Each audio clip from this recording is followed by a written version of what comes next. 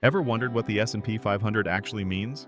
It's one of the most talked about numbers in finance, but for many people, it's still a mystery.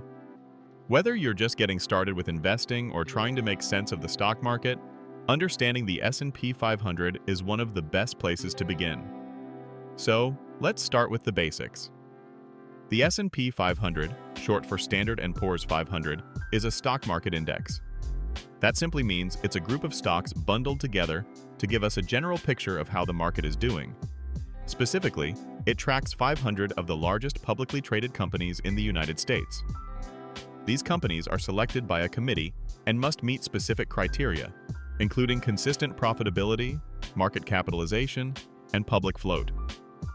Think of it like a team made up of America's economic MVPs, companies like Apple, Microsoft, Amazon, Johnson & Johnson, and even McDonald's. You might be wondering, why just these 500? Aren't there thousands of companies on the stock market? Good question. The S&P 500 is designed to reflect the performance of the broader U.S. economy. These 500 companies make up about 80% of the entire U.S. stock market's total value. So while it's not every company, it's a pretty accurate snapshot of how corporate America is doing. They come from a variety of industries: technology, healthcare, finance, energy, and consumer goods. That diversity helps balance the index, reducing the impact of any one sector having a bad day. Now let's talk about how the S&P 500 works. It's a market capitalization weighted index. That's a fancy way of saying that companies are weighted based on their size.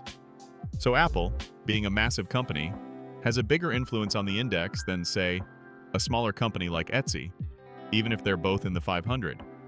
This means, when Apple's stock price goes up or down, it can move the entire S&P 500 more than a smaller company would. It's not a straight average. Big players move the needle more. Here's where it gets personal. Why should you care?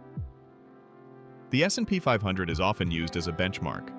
When people say, "I beat the market," they're usually talking about the S&P 500. It's the gold standard investors use to measure performance. But it's also a popular investment tool. Many index funds and ETFs, like the Vanguard 500 or SPY, are designed to mirror the S&P 500's performance. That means by investing in one of these funds, you're not picking individual stocks. You're buying a small piece of 500 companies in one shot. It's low cost, diversified, and historically reliable.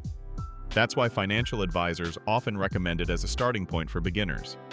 Over the long term, the S&P 500 has delivered an average return of about 10% per year, including all the ups and downs. Of course, it's not risk-free. The market can crash. Just look at 2008 or 2020. But over decades, it has consistently bounced back and grown. That makes it a strong option for long-term goals like retirement, building wealth, or saving for your future. So the next time you hear that the S&P 500 is up or down, you'll know it's more than just a number. It's a reflection of how America's biggest businesses are doing, and by extension, how the economy and your investments might be performing too. Understanding the S&P 500 doesn't just make you sound smart, it helps you invest smarter.